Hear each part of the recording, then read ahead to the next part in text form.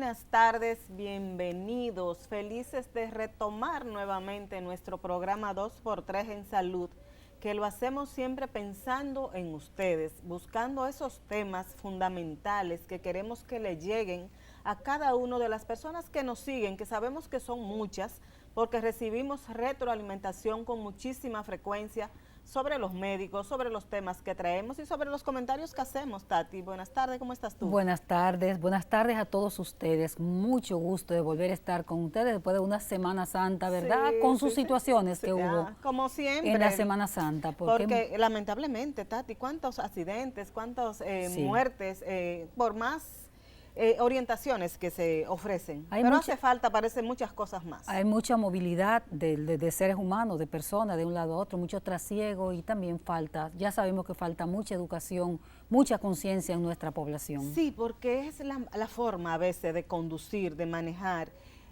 Yo venía por la autopista del Coral, del Coral no, la que va a Samaná, no me acuerdo cómo se llama, y uno se pone a mirar cómo conducen las personas, muchas personas, cuántas imprudencias, cuántos rebases en curvas, en situaciones que tú no tienes movilidad hacia adelante, tienen que meterse obligatoriamente en medio de dos carros que están conduciendo también a altas velocidades. Correcto. O sea, se cometen muchas imprudencias. La verdad que yo creo que por ahí es un poco que anda esta situación, porque todo el mundo sale como desesperado. Así es. Pero lo que no se ha cometido mucha imprudencia, y yo me alegro y te felicito muchísimo, es que tú fuiste a Estados Unidos, a Nueva York específicamente, a presentar el libro El Comercio del Dolor, que ya lo había puesto a circular aquí. Cuéntame de esa experiencia, interesantísima. Fue una bonita experiencia, se puso en circulación en el Comisionado de Cultura el pasado 10 de abril, que es noviembre, 10 de abril de este mes, en el marco de la celebración de las actividades del Día del Periodista, que fue el 5 de abril, pero tú sabes que fue en medio de la Semana Santa. Así es. Entonces, muy contenta, muy satisfecha con la acogida de los periodistas dominicanos. Es una ciudad, una urbe difícil de la gente movilizarse, de llegar de un lado a otro, la gente cansada. Sin embargo, hubo una buena asistencia. Allí estuvo con nosotros el comisionado de Cultura, el periodista y escritor Rey Andújar. Estuvieron, no voy a mencionar nombres, pero una calidad y una calidez humana muy interesante, Doris, y dieron apoyo a esa puesta en circulación del libro. Y bueno, ¿qué te digo? Hoy con el invitado tal vez hablemos un poquito de eso, las inquietudes que tienen ellos, los periodistas dominicanos, por ejemplo, si quieren retirarse para acá, ¿qué hacen? ¿Cómo tener salud en este sistema dominicano? Si pueden tener un seguro médico, esas son sus inquietudes. Muchos periodistas ya entrados en edad, Doris, y por lo tanto vulnerables a la salud, algunos con deseo de retirarse a la República Dominicana, pero con miedo al sistema de salud, porque el sistema de salud de Estados Unidos no es perfecto ni es modelo, pero ellos por lo menos le dan pastillas, como yo le decía. Le dan sus medicamentos. Por lo menos le dan medicamentos. Le dan sus medicamentos. Sí, yo tuve la oportunidad de ver algunos enlaces que tú me estuviste enviando desde allá y algunas entrevistas que te hicieron, televisión y radio, me parece. En Estados Unidos. Y me llamaba mucho la atención, y los felicito, la verdad que sí, la manera como estos periodistas dominicanos están tan actualizados de todo lo que ocurre en República Dominicana. Porque esa comunidad dominicana, a veces uno siente que se vive en un gueto, ¿no? Están actualizados en política, están actualizados en economía, saben de la delincuencia. Todo el mundo estaba en Nueva York, por ejemplo, atento a ese feminicidio, a la muerte de la presentadora Chantal. O sea, el dominicano no pierde, es como si tuviera el cuerpo. Sí, Doris, veo que es como si tuviera el corazón allá. El cuerpo allá y el corazón y el cerebro aquí.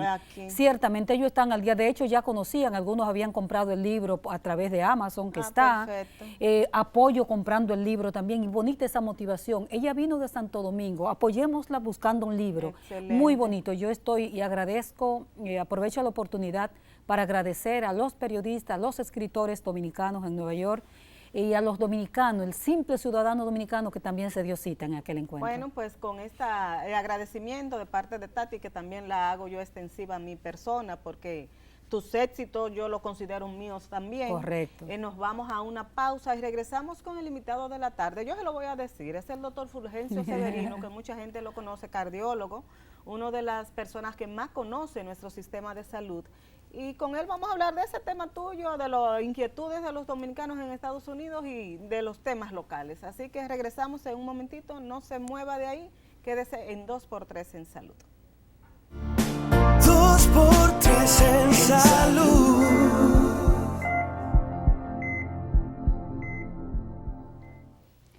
Muchísimas gracias por continuar con el desarrollo de 2x3 en Salud. Un verdadero placer para nosotras, como siempre, tener aquí a nuestro invitado, el doctor Fulgencio Severino.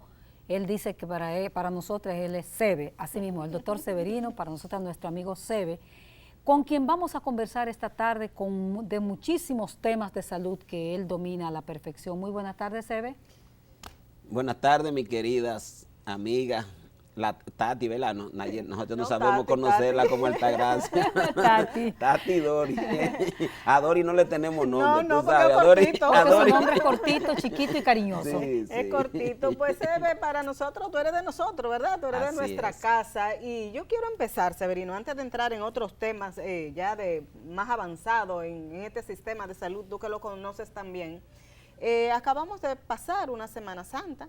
Tú sabes lo desarreglo que hace la gente en estos tiempos, come mucho, toma mucho, se moviliza, olvida medicamentos, Mucho olvida azúcar, tratamientos. mucha grasa. Exactamente, consume más azúcares quizás de los acostumbrados.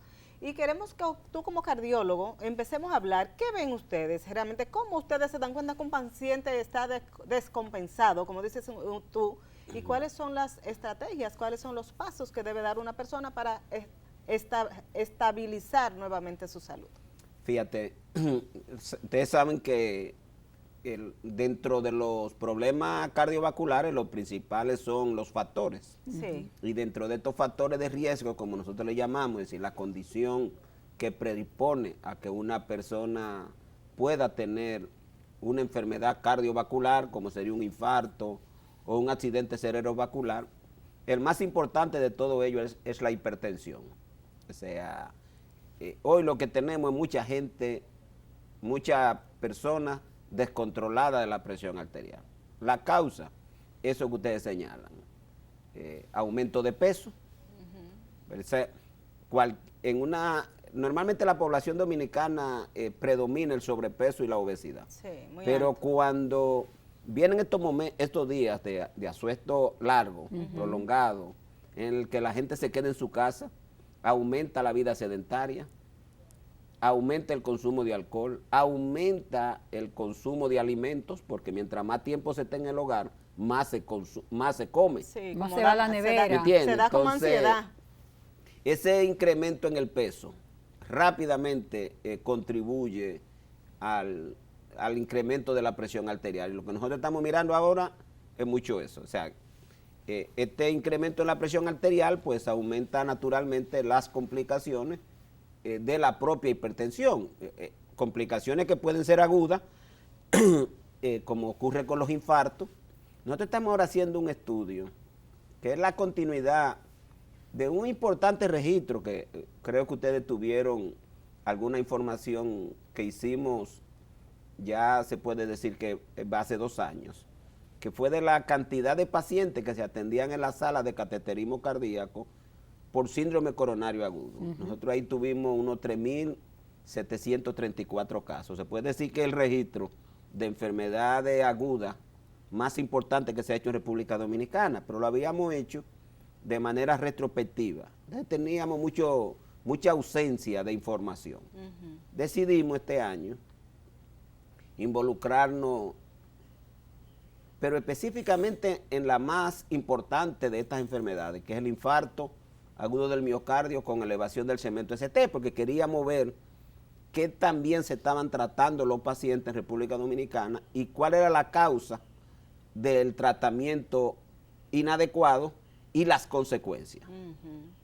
Y señores, nosotros en 4 centros, ¿Cuáles son? nosotros tenemos, ahí están el centro cardiovascular, porque decidimos tomar centro donde llegaran los pacientes referidos para cateterismo. Perfecto. Centro Cardiovascular Santo Domingo, un centro que hay en la zona oriental que se llama INCAI, Instituto Cardiovascular del Este, Sí. y el centro Secardón ahí en el centro de Otorrino. Cardón. El Gautier, e incluimos 2 hospitales de Santiago, que es el Cabral Ibáez y el Estrella Ureña. Hubiéramos deseado incluir más centros. Hacer más amplio. Para uno poder, señores, nosotros estamos viendo 50 infartos todos los meses, 60 infartos en esos solo 4 centros. 60 infartos todos los meses. Todos los meses. ¿En cuántos hospitales, reiteramos? Eso es en esos, bueno, vamos a hablar que en esos 5 centros. En 5 centros. Si nosotros hubiésemos incluido el Instituto de Cardiología, La Plaza, Sedimac, San Francisco de Macorís, hubiéramos podido incluir Coromina, ustedes pueden estar seguros que nosotros tuviéramos en República Dominicana casi 5,000 pacientes con infarto. ¿Qué implica eso? ¿Qué significa eso en términos de salud? ¿Qué está pasando? ¿Y a qué lo atribuyen? Bueno, lo primero es que esta es la enfermedad que más muerte produce si no recibe tratamiento adecuado. Sí. Nosotros en un momento registramos mortalidad hasta de un 30%. En la mayoría de los estudios, la mortalidad de este paciente que no recibe lo que nosotros decimos recanalizar la arteria de manera rápida, abrir la arteria, lo que se llama tratamiento de reperfusión, que puede ser, ustedes conocen el programa que nosotros hemos estado impulsando y que se mantiene con el Ministerio de Salud Pública y Promese, que es el programa trombolítico, o la angioplastía. Nosotros hemos planteado que el trombolítico debe ir primero que la angioplastía por un tema de realidad dominicana. La angioplastía es superior al trombolítico, pero tiene que ser que la angioplastía se haga muy temprano. Cuando usted no tiene esa posibilidad de hacerla en un tiempo récord de 2 horas, entonces lo recomendable es que usted dé el trombolítico y luego haga. El trombolítico es como un medicamento inyectado, que se inyecta de una vez, son 2 inyecciones en el caso que estamos usando ahora, y entonces ya uno tiene más tiempo para mandar al paciente a hacerle la angioplastía. Perfecto. Y entonces, lo que quiero enfatizar es que si tú no logras hacer este tratamiento temprano, entre un 15, hay países que tienen mortalidad hasta un 30, estaríamos hablando de 1 de cada 3 pacientes morirían en la hospitalización o en los primeros 30 días, pero 1 de cada 5 te cae en falla cardíaca. Entonces, hemos querido ver esto. ¿Y caer en falla cardíaca qué implica? Eso significa más medicamentos, porque tenemos muchos problemas. Hoy la insuficiencia cardíaca tiene 4 medicamentos básicos. Wow. De los 4 medicamentos todos. básicos, 2 no lo cubren los seguros. Intentamos el año pasado discutir con el ministro de Salud Pública y con Promese para que se lo garantizara a los pacientes pobres, porque esto es tan impactante, esta enfermedad, que nosotros en el hospital el año pasado tuvimos 487 pacientes hospitalizados en el área de cardiología. Eso y de solamente en el Hospital Salvador B. Gautier. Y de esos 487 pacientes hospitalizados, nosotros tuvimos 267 pacientes con falla cardíaca. Wow. Eso se quedan así con tratamiento permanente. Es un poco más de la mitad. Más de la mitad. Entonces tú dices, esos son pacientes que si tú no le das el buen tratamiento, se te mueren temprano, viven hospitalizándose 3, 4, 5. No, nosotros tenemos un paciente que se hospitaliza mensual. ¿Y qué edad tienen esos pacientes? Jóvenes todos. Jóvenes más o menos. Recuérdate que aquí la población, la enfermedad cardiovascular sigue siendo muy dominante en hombres.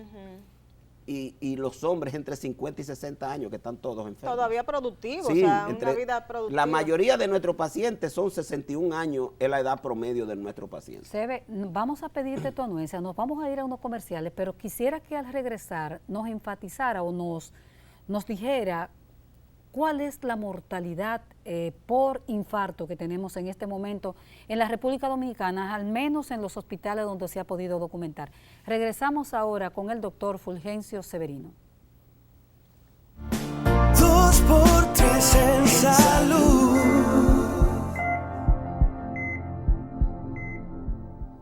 Continuamos hablando de salud cardiovascular con el doctor Fulgencio Severino y él nos está dando unos detalles de un estudio, un levantamiento que ellos han hecho en al menos 5 centros de aquí de la capital y Santiago, y los datos que nos da son impactantes. Dice que registran entre 50 y 60 pacientes infartos mensuales en estos centros. Severino, los resultados de esos pacientes, esos 50 o 60 casos de pacientes con infarto, el resultado final, ¿cuántos fallecimientos, cuántos quedan en fallos cardíacos, cuántos se recuperan totalmente? Fíjense, nosotros tenemos el programa, como ustedes saben, desde el 2014. Sí, yo llevo el registro de todos esos pacientes. La mortalidad que nosotros hemos registrado es de un 4%, pero es mortalidad hospitalaria. Okay. Quiere decir que no hay un seguimiento adecuado de esos pacientes para uno poder decir qué pasa después que el paciente se va del hospital. Falla la epidemiología, entonces. Entonces ahora es que estamos haciendo el levantamiento. Okay. Ahora, ¿qué tenemos? Ahora, en estos primeros 120 pacientes, porque el estudio, todo hay que buscar el financiamiento de nosotros mismos, tú sabes, porque aquí es muy difícil. Sí, sí. O sea, nosotros tenemos que pagarle a varias personas para que recojan la información, porque pero hay que pagarlo uno. Exactamente. Porque tú no encuentras Como que te sistema diga, no hay que te diga, mira, vamos a levantar esta información y vamos a contratar este personal. No hay forma. Y si tú no pagas, tienes serias dificultades de seguimiento. Y nosotros, a los 30 días, en estos primeros 120 pacientes, tenemos una mortalidad de un 3%. Okay. Esa es la mortalidad que nosotros pensamos que estamos teniendo en el paciente que recibe el tratamiento de abrir la arteria. Que Eso es lo que hace el trombolítico, abre la el arteria. trombolítico o la angioplastía. O la Exactamente. angioplastía. Bien, esa es la mortalidad. Ahora lo que vamos a ver, ¿qué pasa en el que, porque están llegando pacientes que se le hace ese tratamiento tardíamente? Nosotros vamos a ver qué pasa en los primeros 6 meses y en el año. O sea, le van a dar ese Seguimiento para nosotros poder decir si estamos haciendo la cosa bien. Exacto. O tenemos que presionar para que el gobierno tome medidas, porque nosotros le hemos planteado, por ejemplo, al Ministerio de Salud Pública, pero si estamos llevando un programa y tenemos buenos resultados, ¿por qué no hay Lo generalizamos. una también. medida desde el punto de vista de salud pública que obligue que en el Ministerio de Salud Pública y de manera particular en el servicio, todos los pacientes deberían recibir ese tratamiento? Exactamente. Siendo la enfermedad cardiovascular la principal causa de muerte, porque tú En estás población hablando, adulta, sí. en los adultos, tú estás hablando que aquí se registran 15,000 muertes por cardiopatía isquémica anual. Eso es mucho. Si tú lograras, y todos los días uno recibe mucha información, o sea, ¿cuál es la expectativa de vida con un buen tratamiento que nosotros pudiéramos lograr en la población dominicana? 6 años nos ganaríamos.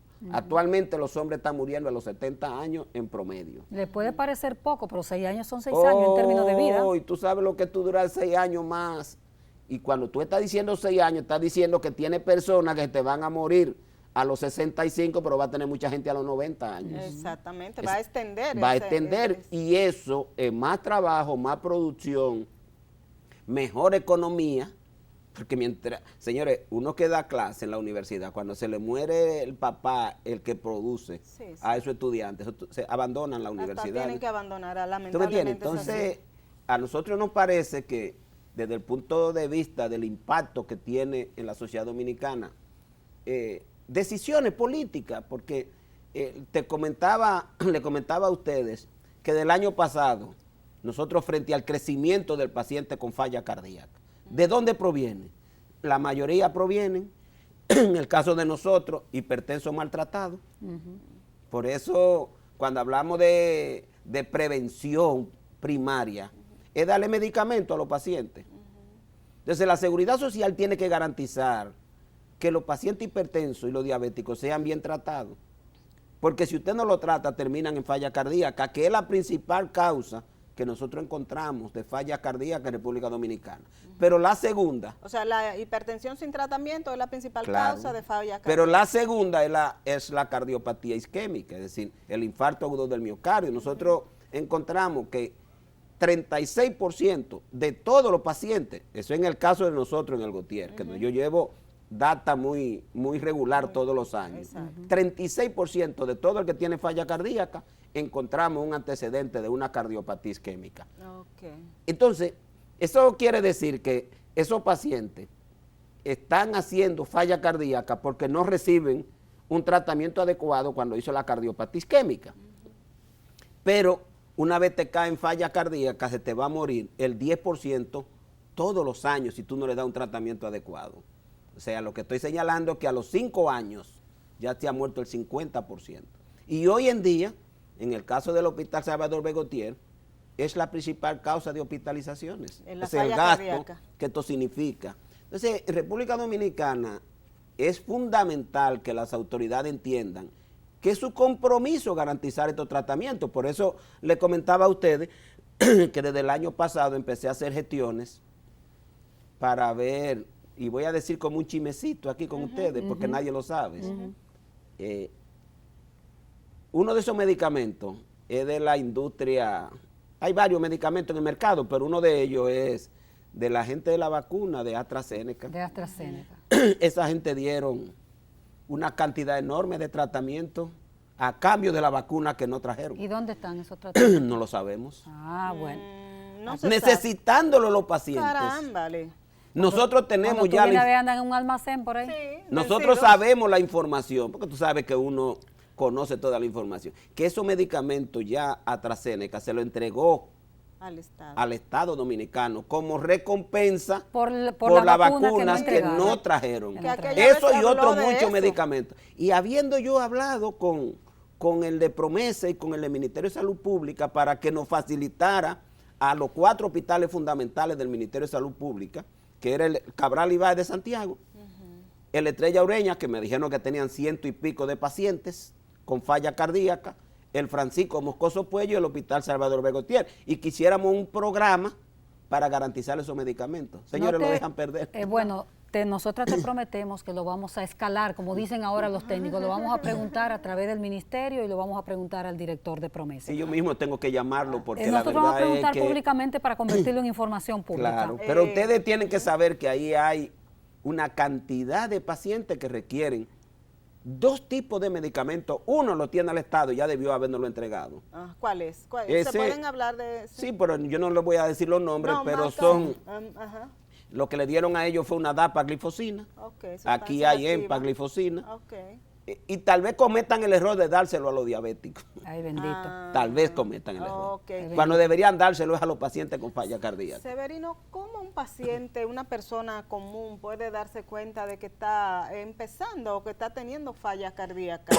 Porque quizás, como dices tú, la hipertensión dice que es silente, que no da síntomas, pero la falla cardíaca sí le da síntomas específicos al paciente. Esa es la enfermedad más discapacitante, más que el fallo renal. Ajá. Desde Dios. que tú entres en falla cardíaca, ya no ¿Cansancio? puedes hacer nada. Ya te cansa, Te cansa el te paciente. falta el aire, como ellos dicen, me falta el aire Sí. de caminar De una caminar un cuadra. Y tiene poquito. miedo de morir en cualquier Sí, momento claro, el porque paciente. la mayoría mueren de forma repentina. Wow. La mayoría. Se ve una pregunta que la gente se cuestiona mucho, que la gente hay muchas dudas sobre ella. A partir de la pandemia de COVID-19, muchas personas dicen que debutaron como hipertensos. ¿Hay algún estudio, hay algún vínculo que me haya a mí,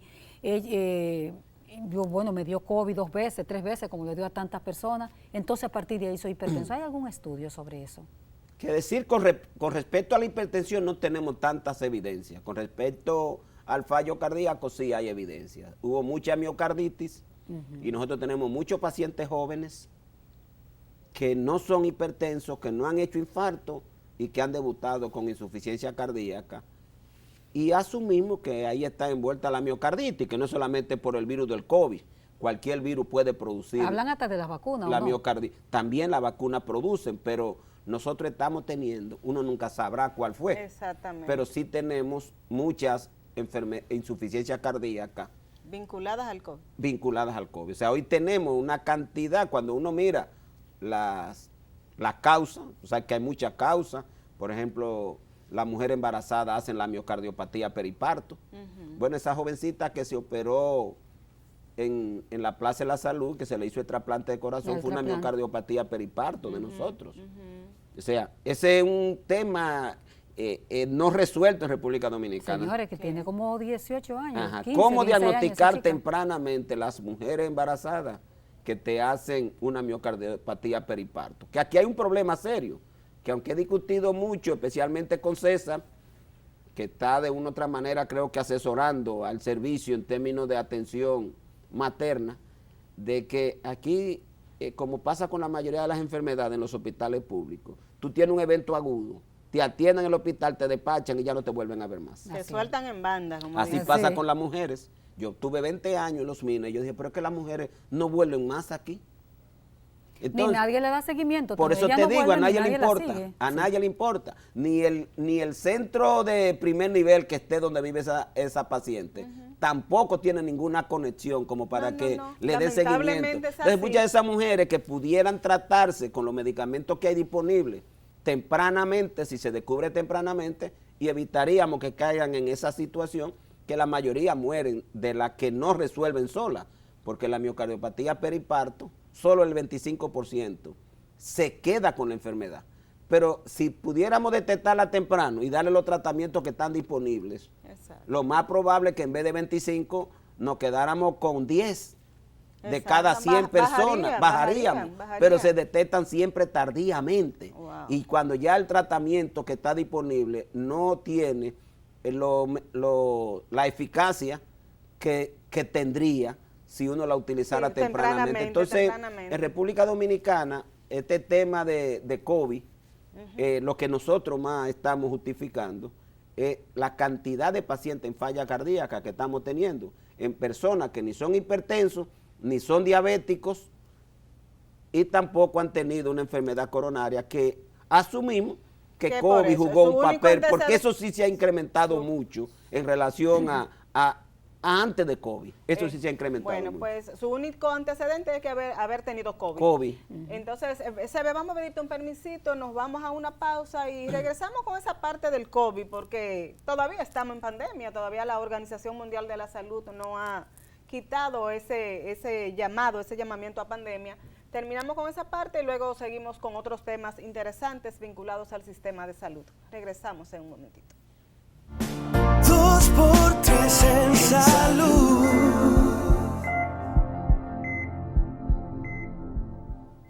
Continuamos conversando con el cardiólogo Fulgencio Severino, nuestro amigo Seve, que siempre nos acompaña aquí en el programa.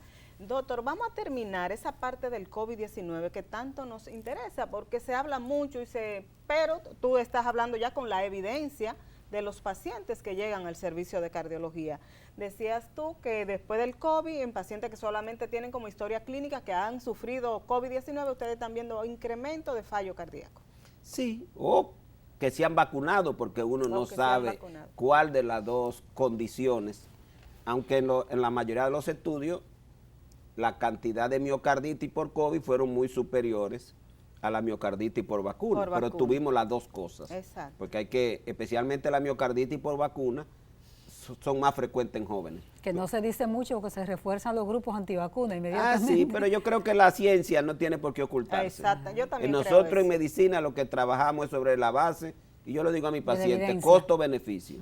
O sea, el que crea que hay algún medicamento, alguno, que no tenga efectos secundarios, que se olvide de beber pastillas. Así mismo. Todos los medicamentos tienen efectos secundarios. La mayoría de esos efectos no son mortales. La mayoría de los efectos, y son reversibles la mayoría. Se ponen en balance entre Ahora, beneficio, ¿verdad? cuando uno pone la cantidad de pacientes que hizo miocarditis por COVID versus la cantidad de pacientes que hizo miocarditis por vacuna, no hay duda que se justificaba vacunarse. Claro, por Perfecto. supuesto. ¿Entiendes? O sea, yo creo que esa es una discusión, al menos yo desde el punto de vista médico, se me hace muy difícil entrar en un debate donde hay tantas evidencias fabricadas como la gente quiera, porque se dice de todo. Esas evidencias son de mentira.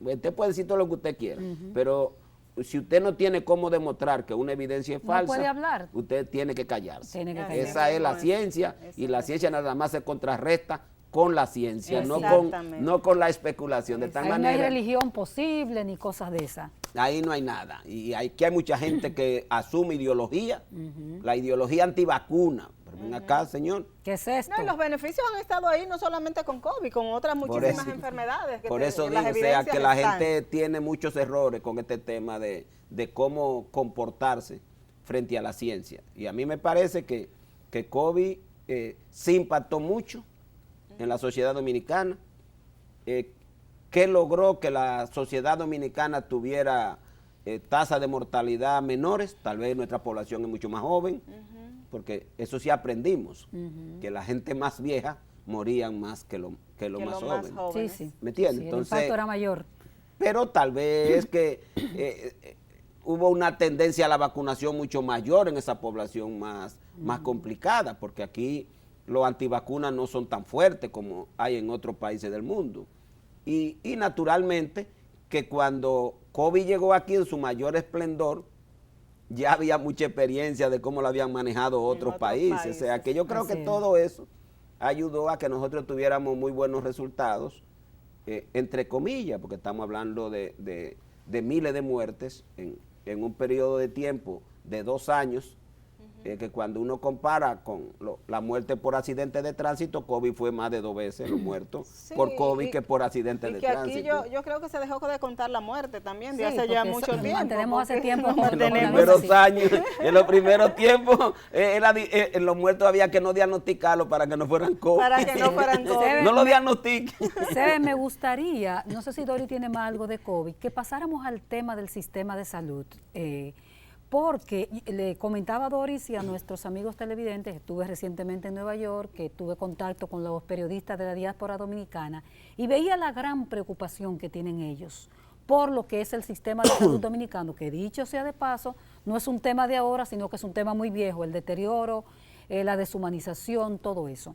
¿Cómo valoras en este momento el sistema de salud de la República Dominicana, viéndolo desde el punto de vista atención primaria, medicamentos, primer nivel de atención? Yo sé que es un tema, Dori, para programa y medio, pero bueno, por esa parte. Bueno, ustedes saben que este es un sistema privado fundamentalmente, o sea, aquí no hay un sistema de salud, aquí hay un negocio de la salud. Eso es la gran verdad. Es decir, aquí la mayoría de la gente tiene que buscar dinero de su bolsillo para recibir atención. El comercio del dolor, como dice mi libro. O sea, eso no nadie lo puede discutir. Cuando tú buscas el per cápita de República Dominicana gastado en función o la proporción del PIB que se dedica a salud global, 6%. Estaríamos hablando de 200,000 millones de pesos. Entre todos, lo que gasta el gobierno, lo que aporta la seguridad social y lo que aporta la gente. 200,000 millones de pesos al año. Millones. La población gasta $200 de su bolsillo anual. La población, $200. Cuando tú multiplicas 200 por 11 millones de personas, tú estás hablando de más o menos 3,000 millones de pesos. Pues ponle 2,200 millones de dólares. Cuando tú multiplicas eso por 55, tú te estás diciendo que la mitad de todo ese dinero lo está gastando la gente. De su bolsillo. Y de esa mitad, de esa proporción, la mitad lo gasta la gente en medicamentos. Sí. O sea, el mayor gasto de aquí, para que tengan una idea, en el 2021 se gastaron 46,000 millones de pesos en medicamentos. La Seguridad Social cubrió 5,900. Ay, y el El resto la gente de los bolsillos. Ese es el llamado gasto de bolsillo. De bolsillo. Ese es el más grande de todos los gastos de bolsillo. Hay otro gasto, uno que es ese jodido 20% que tiene la propia Seguridad Social, que tiene que pagar la gente en todo lo que se hace en un país pobre, y naturalmente el copago de la consulta, que eso nosotros lo estimamos en más o menos 10,000 a 10,500 millones de pesos al año. Y aquí se dan más o menos 10 millones de consultas. Eso lo paga la gente de su bolsillo. De su bolsillo. Y la media de una consulta es 1,000 pesos de diferencia. Pero y esta gran alegría, porque tenemos 10 millones, casi 10 millones de dominicanos con carnet. Eso es carnet, eso. Eso es gente con carnet. El subsidiado ese no tiene ninguna protección, eso es mentira. A ese no le dan medicina de ninguna clase. Ese tiene que coger lo que hay en el hospital.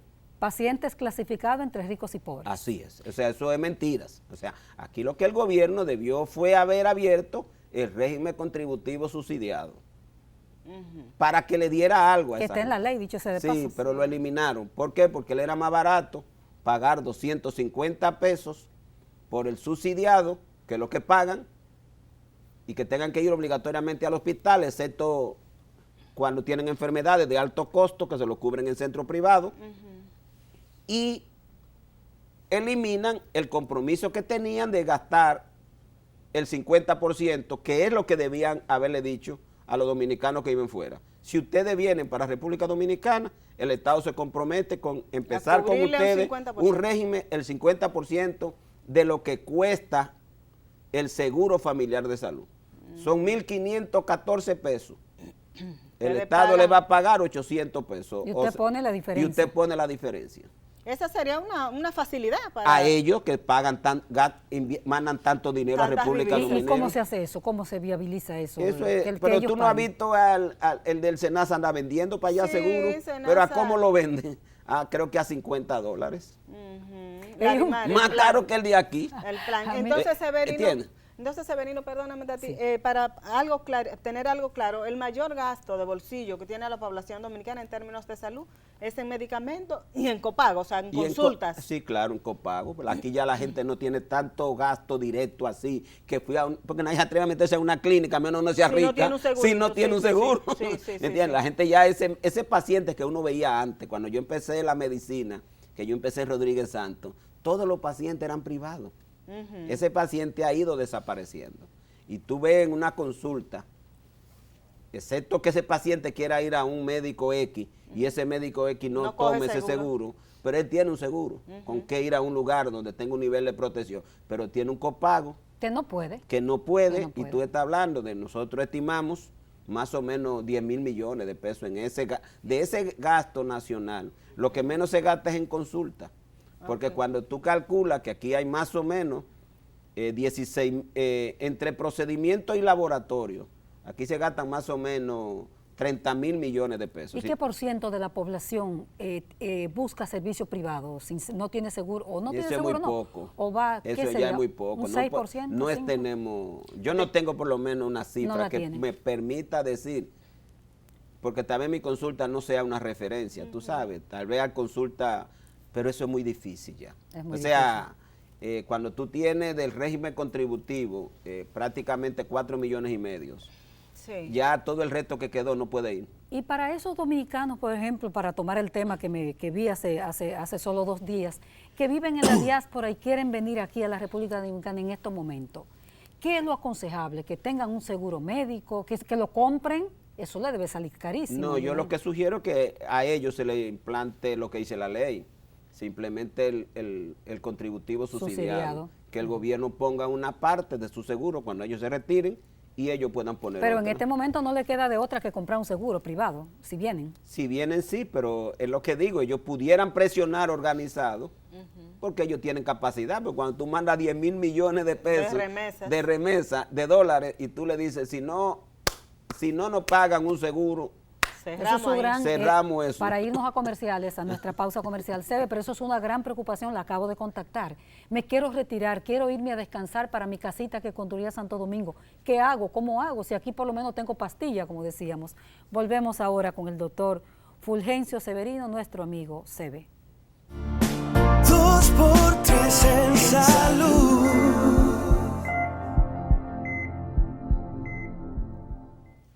Seguimos conversando con el doctor Fulgencio Severino. Doctor, yo no quiero que se nos termine el programa sin enfocar un tema. Sé que Tati dejó una pregunta en el aire un poco con los dominicanos que viven en el extranjero, pero yo quiero también plantearte hablábamos esta semana y tú me diste datos interesantes sobre la escasez de especialistas en diferentes provincias del país, pero sobre todo en 10 que son las más críticas. Tú me hablabas de todas estas, las más apartadas, y donde no hay ejercicio privado de salud. Y quería preguntarte, Severino, ¿cuánto gasta un paciente que tiene que trasladarse de una de esas provincias apartadas a otra donde encuentra, por ejemplo, un cardiólogo, donde encuentra un especialista que ella necesita para tratarse? O sea, ¿cómo impacta eso la economía y la misma condición de salud de un paciente? Pero antes de esa pregunta, termínale la respuesta a Tati sobre estos dominicanos que... Bueno, tú sabes que estábamos conversando sobre el sistema de salud. O sea, cuando tú tienes un sistema de salud que es privado, como el nuestro, entonces la política tiene que ser de financiamiento. Porque aquí que es lo ideal, que tú tengas un sistema público fuerte. Exacto. Por la gran cantidad de personas que no pueden ir a la medicina privada. Pero los gobiernos han decidido que el sector público no sirva. La cenicienta. Por eso tú te das cuenta, por ejemplo, que Luis Eduardo Aybar, está detenido, dice el presidente de la República, por 4.000 millones de pesos que están en discusión con el constructor. Tú te vas a Santiago, que tienen 2 salas de cateterismo cardíaco, y eso no lo decía permanentemente el ministro de Salud Pública, pero no lo abren porque tienen una discusión de deuda con el que instaló los equipos. Entonces tú dices, cosas absurdas. pero ¿cómo usted un equipo que le cuesta, 2 equipos de hemodinamia te cuesta mínimo, entre 1.5 y 2 millones de dólares? Y se tienen abandonados, perdiendo la garantía por una cantidad de dinero de 1.500 millones de pesos. Pero todo el mundo sabe que el interés es porque esos pacientes sean atendidos en el sector privado. Porque aquí hace mucho tiempo que desde el gobierno empezó a promoverse que la salud sea un negocio. Y ahí vino la Ley de Seguridad Social, como ustedes saben, bajo la justificación de que el Seguro Social lo habían quebrado, se lo habían robado y habían dejado que desapareciera. Lo cual fue verdad. Ajá. Y luego vino el sistema público, no lo pudieron desaparecer como hicieron en Colombia por la intervención de nosotros, pero lo han dejado languidecer. Sí. Solamente utilizan para la corrupción. Vamos a remodelar los hospitales cuantas veces sean necesarios porque eso deja mucho dinero. Y a comprar equipo Y a tenerlo comprar ahí. equipo muchas veces de una calidad. Mira, yo he visto equipos que deberían estar presos nada más por los equipos que compraron. Entonces, En lo que se averigua el caso. sí, en lo que se averigua el caso. Entonces, el sistema nuestro es un sistema de bajo financiamiento. Lo que el gobierno dedica al Servicio Nacional de Salud son 76.000 millones de pesos para la atención de salud de la población. Y como ustedes saben, no hay dinero dedicado a la prevención, No, exacto. porque aquí no hay nada de recursos disponibles para educación para la salud, para política de prevención, por ejemplo, el control de la comida o de los hábitos no saludables que hay en la República Dominicana. El Ministerio de Salud Pública ni siquiera sabe que eso existe. Pero cuando tú buscas el presupuesto le dan 2 millones de pesos. Entonces, cuando dice que le dan 2 millones de pesos para esa política, tú estás diciendo, eso para el gobierno no sirve. Entonces, ¿cuál es el problema de Dominicano? El problema de República Dominicana es que depende del financiamiento y la gente tiene salario bajo, porque tú estás hablando que el 70% gana menos de 15.000 pesos. Una gran cantidad de gente que no trabaja, porque solamente trabajan como asalariados 2 millones de personas.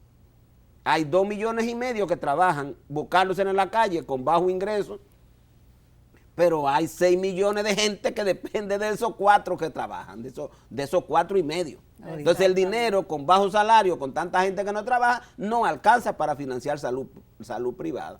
¿Quién está financiando la salud privada? Aquellos que pueden. Entonces, lo que quiero señalarte entonces, que se necesita de una política de financiamiento, de una verdadera seguridad social, que cubra verdaderamente todos los medicamentos, que cubra todos los procedimientos y que la gente no tenga que hacer tantos pagos cuando va a un prestador, sea un médico o sea un centro de salud.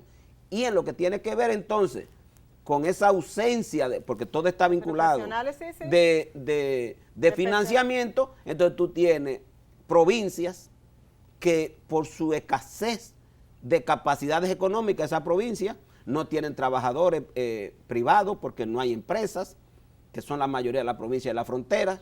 Entonces, ¿qué es lo que ahí lo que predomina?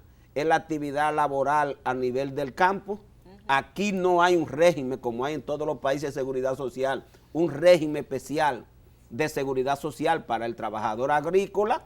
Entonces, ¿qué es lo que pasa con que no se desarrolla?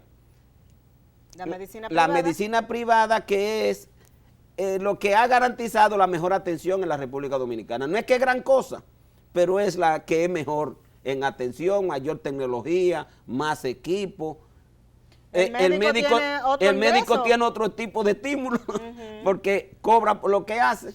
Y entonces, en esos lugares donde no se desarrolla esa medicina privada, pues el médico no quiere estar. ¿Por qué? Porque con un salario de 70,000 pesos es prácticamente imposible que cualquier profesional se dedique por completo a esa actividad y pueda decir que va a darle una buena calidad de vida a sus hijos, que tendrían que venir a estudiar a la capital, alquilar una casa en las universidades, porque esas son zonas donde no hay el desarrollo social que requiere la población dominicana, y esa gente se ve muy obstaculizado a poder influir para que sus hijos puedan estudiar. Entonces, es en esa dirección que a nosotros nos parece que debe haber una política de desarrollo de toda la provincia, o sea, donde necesite universidad, vamos a construir universidad, donde necesite, por ejemplo, bueno, yo voy a estimular a que el profesional que está ahí, voy a construir residencia universitaria en las ciudades para que esa gente pueda venir aquí a estudiar. Hay que buscar estímulos para que la gente esté ahí. Ya no tenemos tiempo, pero en el minuto que nos queda vas a responder de manera bien breve esa pregunta de Dori que fue tan importante sobre la falta de médicos en 10 principales provincias alejadas. ¿Cuánto gasta un paciente para trasladarse en busca de un especialista? Un paciente, un elemento rápido es la cantidad de muertes que tenemos. Hay gente que nos llaman que quieren trasladar un paciente aún de los servicios públicos para acá y se muere en el camino. Ese es el principal daño que hay. Tratamiento tardío, cuando tú vienes a trasladar un paciente desde Jabón a Santiago para un infarto, han pasado las 2 horas nobles para que tú des buen tratamiento y entonces el paciente o muere ahí o muere después. Y entonces, ¿qué es el primer gasto? Ahora tú tienes que incluirle a ese paciente buscar la ambulancia. Algunas veces se pierden horas buscando la ambulancia porque quien tiene la ambulancia es los bomberos o el ayuntamiento y no tiene combustible o tiene que gastar o tiene que buscarle el combustible y el pago al chofer porque muchos de estos pacientes no pueden trasladarse por la situación que tienen en su fase aguda. Y ya en la parte que uno ve mucho, pacientes de Jimaní viniendo a la capital, gastan 2.500 pesos para llegar a Santo Domingo, para una consulta que es a lo que vienen. ¿Qué es lo que hacen? Que no se consultan con la frecuencia que se requieren, porque no tienen esa capacidad para gastar en la diferencia, para gastar en el transporte y luego en los medicamentos. Como siempre, con el doctor Fulgencio Severino nos quedamos corta de tiempo porque es un conocedor, un sabedor del sistema de salud de la República Dominicana. Sebe, muchas gracias por sacar este tiempecito y estar con nosotras. A ustedes. Y a ustedes, muchísimas gracias. Nos vemos la próxima semana a la misma hora por aquí, por Teleradio América.